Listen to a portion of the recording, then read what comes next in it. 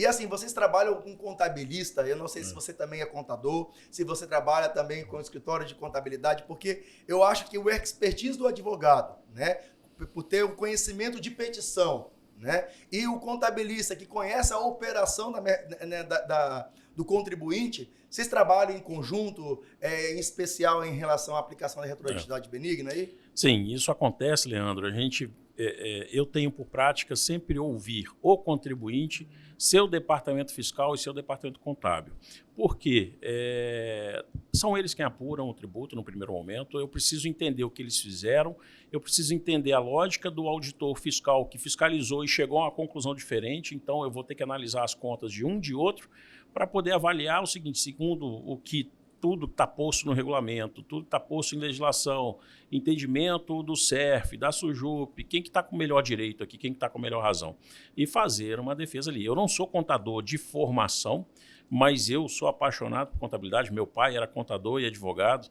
Eu tive que aprender na marra, porque ele me dava aula de contabilidade e acho que foi muito bom. E aprendi muito com os contadores ao longo dos anos. Eu costumo dizer que os contadores me deram muitas aulas, né? Então, assim, pensar muitas vezes... O problema não é nem de ordem jurídica, é de ordem contábil. Então, a solução está ali na contabilidade.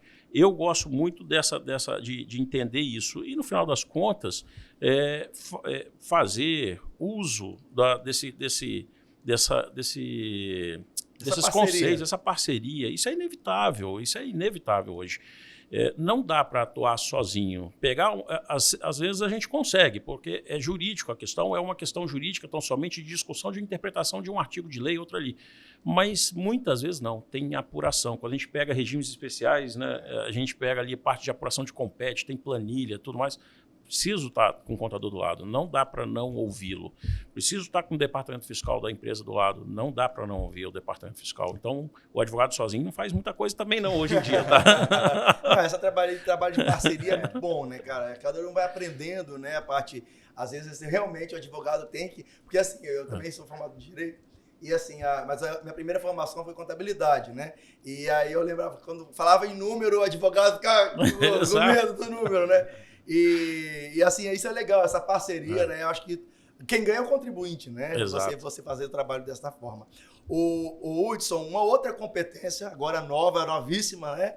É quando tem uma impugnação contra uma avaliação de um bem que foi avaliado pela Cefaz, né? Às vezes, quando tem um inventário, quando tem uma doação, né? A pessoa entra com um processo dentro da Secretaria de Fazenda, dentro da Receita Estadual, para avaliar o bem, né? Para poder cobrar o ITBI, né? ITCMD, né? Desculpa, o ITCMD.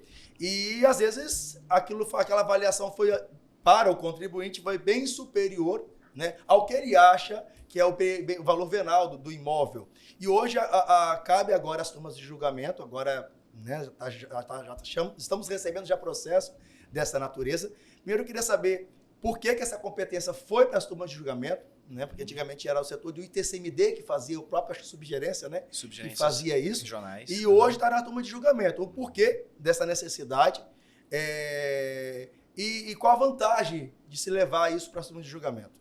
Sim, perfeito.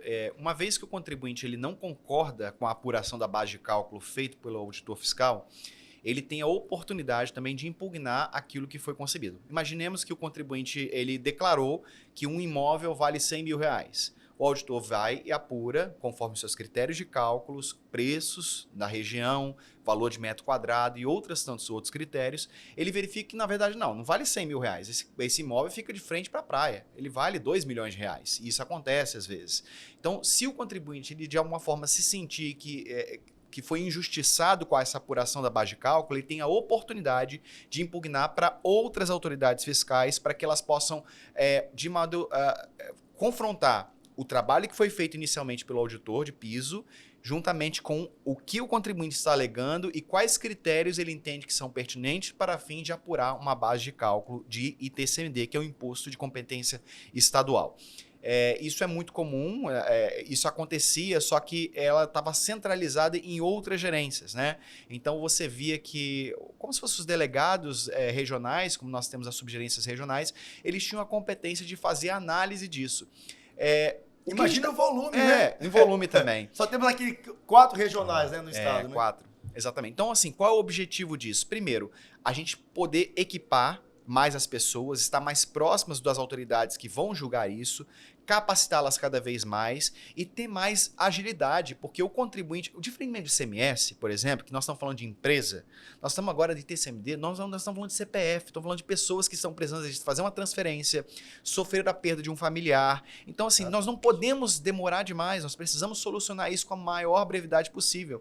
Nós estamos falando de gente, de pessoas que precisam desembaraçar aquele bem para passar para outras pessoas, ou seja, mesmo por uma questão de espólio e imposto causa-mortes, né? Então, assim, a gente visa justamente tratar esse caso com cada vez mais dedicação e para que os contribuintes tenham mais agilidade nessas respostas e cada vez mais aperfeiçoadas para que, assim, o trabalho seja bem desempenhado. É bom você falar isso, né? Porque a gente teve a Covid, né?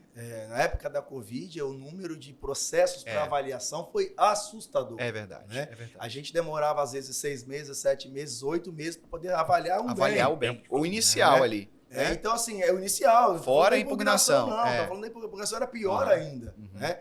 E, assim, às vezes, a gente tem que ressaltar isso, Hudson, acho que é importante, porque a gente fez um mutirão, né, na Receita Estadual. Hoje, eu acho que estamos 70 ou 90 auditores fiscais que fazem avaliações de bens para dar celeridade a isso aí. Então, o prazo que demorava lá, sei lá, 6 meses, hoje 40 dias, 30 dias está com bem avaliado, exceto cotas, né? Porque cotas é um pouco mais complexo, que você tem que estudar a empresa.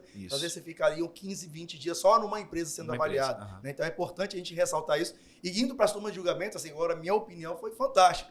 Né? Essa sacada de jogar isso para a turma de julgamento, para dar celeridade, porque não adianta você criar uma celeridade aqui e aqui você segurar os processos, né, na hora que feita a impugnação. Como gestores, a gente tem que, às vezes, pensar um pouco fora da caixa. Não é porque uma coisa está funcionando durante anos e, às vezes, tem uma coisinha ou outra... Sempre foi assim, né? Aquele famoso jargão. Lá na Cefasa, antigamente, tinha assim, não, mas você vai mudar por quê? Sempre foi assim, mas, gente, às vezes tem que mudar. Mas isso não funciona, tipo... Exatamente. Então, a gente, como gestor, a gente tem que pensar fora da caixa e ver o que está funcionando, ou, às vezes, alguma coisa está funcionando, mas pode ser aperfeiçoado, né? Então, essa medida foi justamente para tentar trazer maior agilidade nesse ponto.